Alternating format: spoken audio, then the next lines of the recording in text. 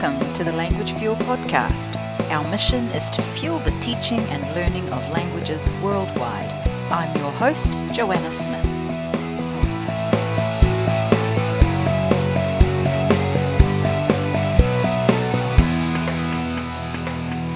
Hi, and welcome to episode number 5 of the Language Fuel podcast. Today we're going to be talking about something that I've had a few conversations with recently with language teachers, which is using graded readers in the language classroom. There's a few questions about what types of readers are the best to use, what levels, what age appropriacy, and all that sort of thing. So I thought I would just spend some time exploring the issues around how to make those decisions, because there actually is no right and wrong. You can be incredibly creative with using readers in the classroom. So I thought we'd take some time to discuss that. So one of the biggest issues here in New Zealand is trying to find age-appropriate readers. In Europe, it's more common for language learning to begin at quite an early age. So some of the European publishers, when we bring in resources and readers from European publishers, it's focused on young learners. So there's fairy tales and there's fables and there's kicking the ball and things like that, which, in New Zealand, when many language learners only begin at high school, so age 12, 13, that seems a little babyish to them. Now, that's not to say you can't use them, and later on I'll explain wonderful ways you can use those ones, stories that are already familiar to the reader. But a lot of teachers are looking for stories which are interesting to the age group that they are teaching. So that is definitely something to be aware of when you're evaluating a reader. Will my learners be interested in reading this book to start with? Some publishers have fantastic classifications. There could be young learners and then high school and then adult. Definitely when I was teaching adults, there's no way they're going to want to be reading children's books. It makes them, they already feel a little bit infantile because they have to go back to kind of being non-verbal sometimes. So, reading about kicking balls and Snow White and the Seven Dwarfs, it really doesn't do anything for their identity and doesn't really make them feel good. They actually want to be reading things that they're seeing in their day-to-day life. The newspaper. Now, the newspaper is way too difficult for language learners, even adult language learners, potentially. So that's the next point that I wanted to bring, is that it's important to have a text that is level appropriate. So as well as being age appropriate, it needs to be level appropriate. Now, those things are not the same in a non-language learning scenario. So in a general linguistic, in our first language, we do experience the fact that things that are for younger children are typically easier to read and things that are for adult are typically more complex to read. But when you're learning a language, that's where you have to mix that. So finding current events in a very simple form for adults is kind of the hardest one, I think, typically. What types of levels are there? There's a few different ways to classify levels. One of the great ways is to look at vocabulary frequency lists. Typically, when you're just starting out, say you're a beginning language learner, you don't want to be reading books that are going beyond that first couple hundred basic words. Now, that is very difficult to get something adult appropriate. It is possible, though. And then, of course, the word lists expand as you go through your language learning journey. So further down the track, you might be reading a book that has the first 1,000 words, and you still probably be considered an elementary or maybe intermediate learner at that stage, depending. There's also obviously the European framework that's used obviously in Europe quite extensively. In New Zealand, many of our textbooks also are using this classification. So the A1, A2 being the A's being lower, B's and C's being higher, and then broken into B1, B2, C1, C2, and so on. So a C1 or a C2 would be quite an advanced learner and speaker or whatever for that language. So a lot of the readers now that we are seeing in New Zealand, typically from European publishers, do have these levels indicated, which is quite helpful. In English teaching in particular, there are far more textbooks using more traditional ways such as beginner, elementary, upper elementary, intermediate, advanced, and so on. Just a quick caution though, that level intermediate is a really, really difficult level. You can kind of go quite quickly through elementary beginners and elementary levels because there is, a real foundation, basics that you've just got to know. The first few hundred words, the real basic sentence structures and so on.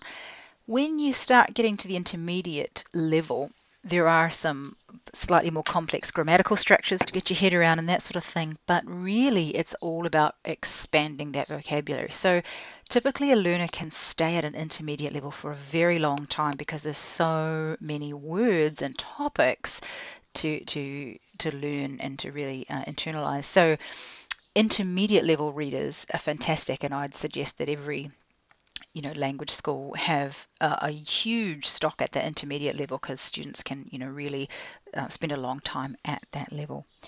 So it needs to be age appropriate, it needs to be level appropriate, and then of course you need to be able, as the teacher, to scaffold the reading text as required. Now, some of the pre-published things, particularly for younger learners, have already thought about all of this. So you can buy readers that have pre-reading activities where the learners need to brainstorm what do they already know about.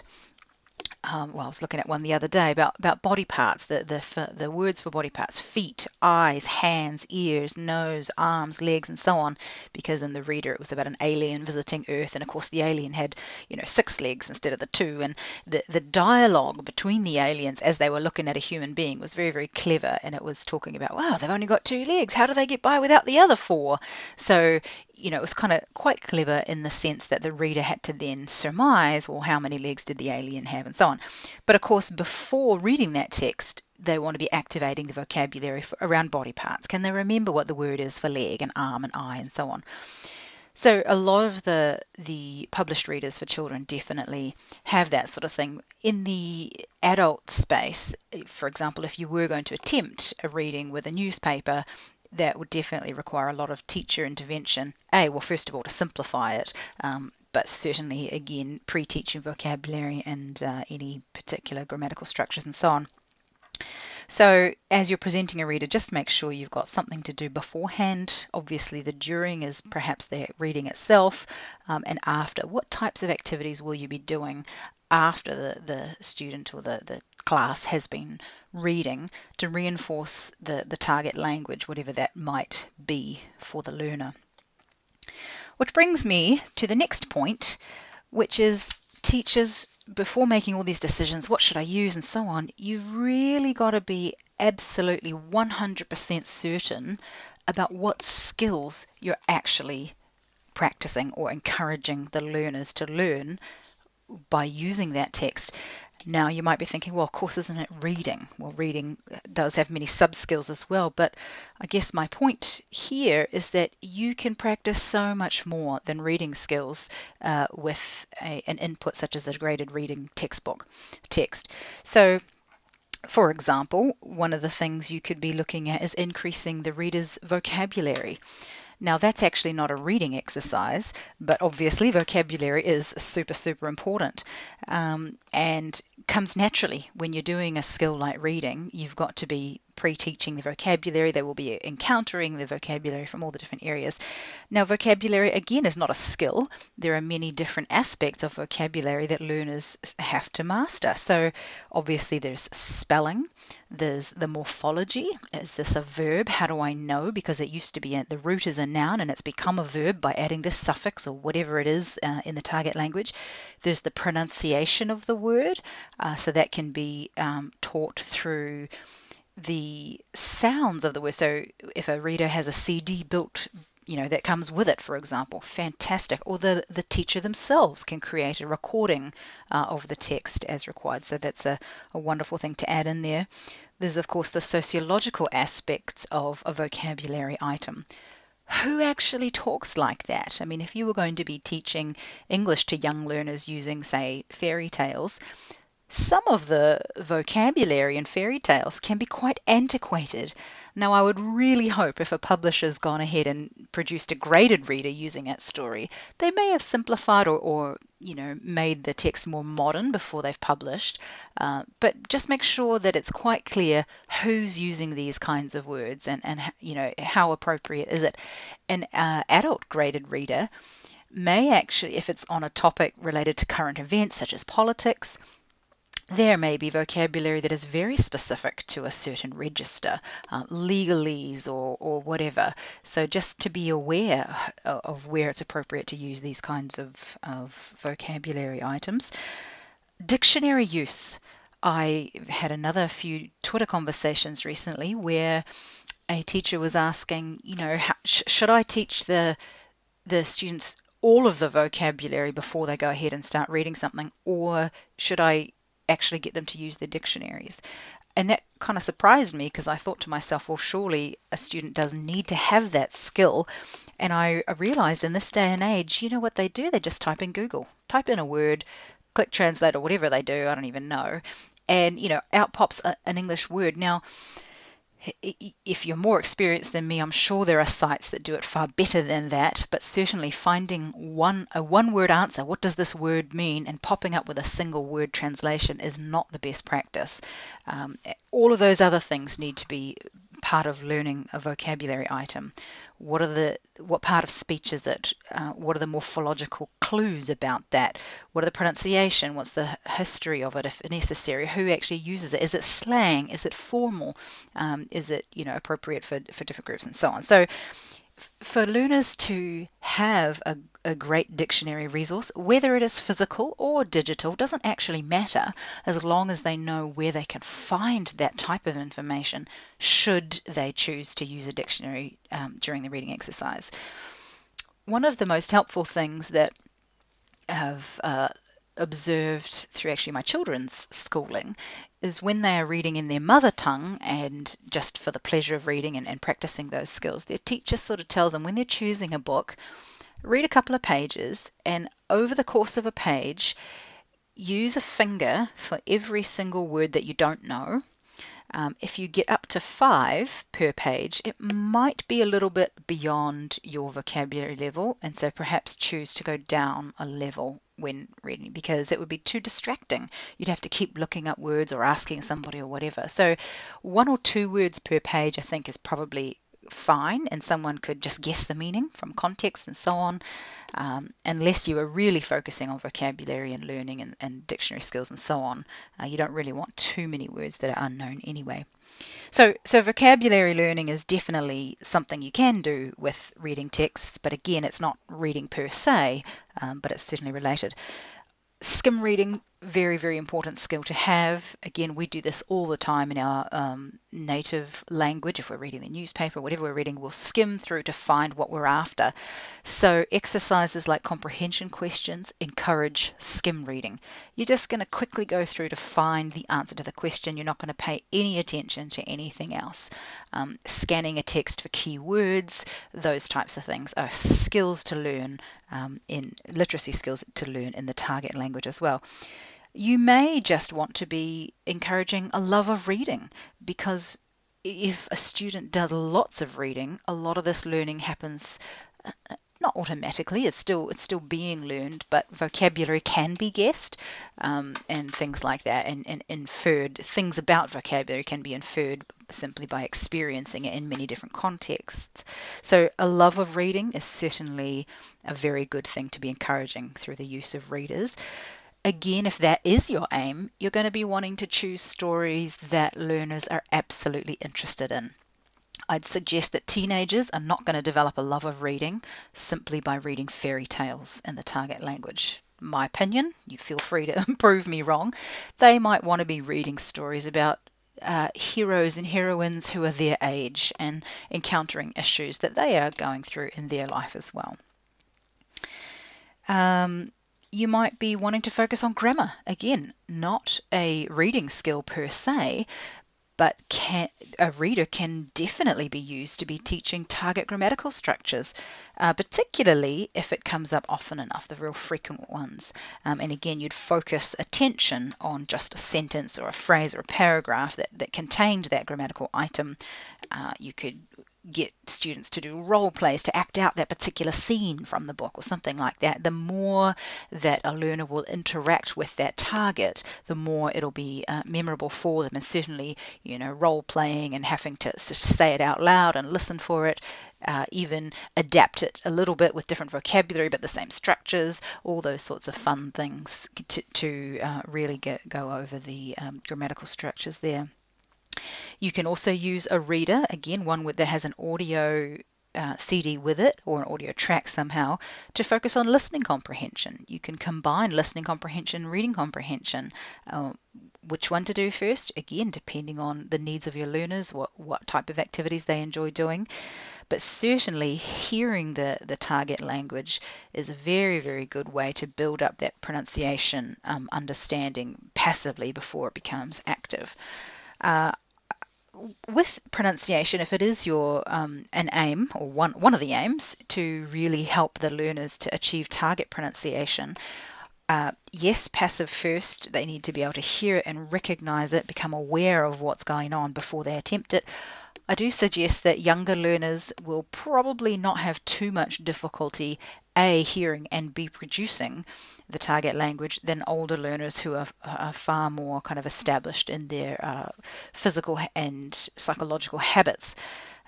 Which is not to say it can't be done, but typically adult learners, I'm thinking about, and perhaps late teens as well, will need a lot of help, a lot of scaffolding in recognizing it even.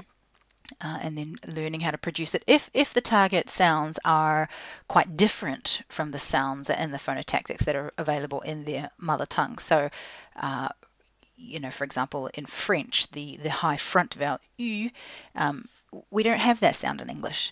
We don't use it. So we would have a back vowel like oo, but that's a different sound in French altogether. And we'd have e, the unrounded front vowel, but the rounded front one is quite tricky, u. So being able to hear it and then practice, with a mirror and recording themselves and comparing and all that sort of thing. Wonderful to do with a recording. Especially if you already know the context of the story and you're just really narrowing down to one specific aspect of it, a sentence, a paragraph that you're going to use for a speaking text or a listening text. That's fantastic. So to summarize, as you're choosing readers and how to bring in these texts into your classroom, I guess you need to be thinking about the age of your learners, finding stories that are age appropriate. Finding readers that are level appropriate, choosing to scaffold, understanding how you're going to scaffold this text for your learners, figuring out what skills you're going to actually focus on. Is it really just a reading exercise? Could you expand it? Could you do all of them? Make it a whole unit of work, working on different skills, different vocabulary, different grammatical items, listening, speaking, all the wonderful things. I guess, to summarize, you just need to enjoy yourself when you're having fun. It's more likely that your learners will also have fun.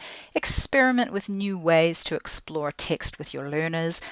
Be responsive to the types of activities that they really enjoy doing. The more that they enjoy it, the more that they'll, be motivated, pay attention, and ultimately learn. One of the interesting things I was seeing again on Twitter just recently is a teacher who loves to create sketchnotes. And if you're not familiar with sketchnotes, I will put a link in the show notes here. It's sort of based around what they call dual coding theory, which whether or not you agree with it, but the idea basically if you're experiencing something in different media, so you're listening, but you're also visually engaging with something through drawing pictures or something like that, that you'd memorize it better. I certainly think, the way we learn our native tongue, we've got physical sensations. We're hearing things, we're speaking things, we're feeling. All of the sensations are coming together. When you're asking for a hot coffee, you've got your you can smell the beans roasting, and you can hear the machines whirring, and that's what it's called. It's called a coffee.